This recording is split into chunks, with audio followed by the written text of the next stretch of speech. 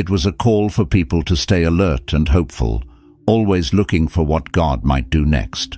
Isaiah's life as a prophet of God was full of challenges and required a lot of perseverance. One of the greatest obstacles he faced was the opposition from false prophets and corrupt leaders. In chapter 30, verse 10, Isaiah reveals how some people reacted to his message.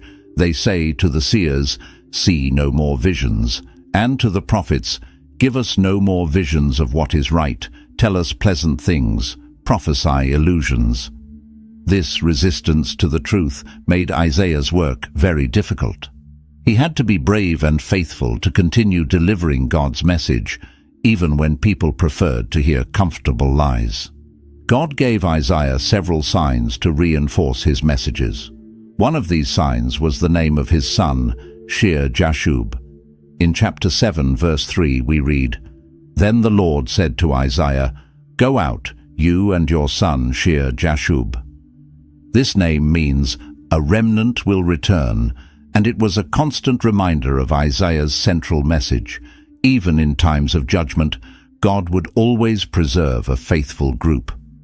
Every time Isaiah called his son or someone asked about the name's meaning, it was an opportunity to speak about God's promise of future restoration.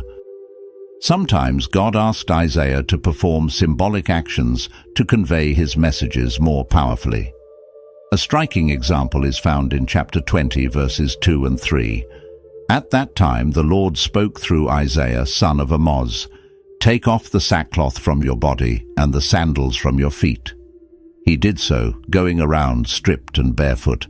Then the Lord said, 'Just as my servant Isaiah has gone stripped and barefoot for 3 years, as a sign and portent against Egypt and Cush.'"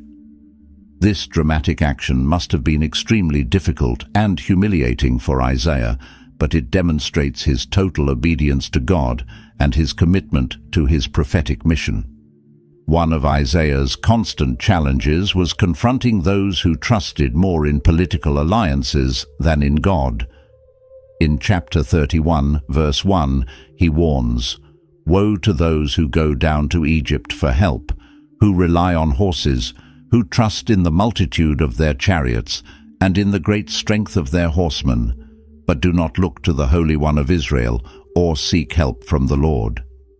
Isaiah frequently opposed leaders who sought security in agreements with other nations instead of trusting in God.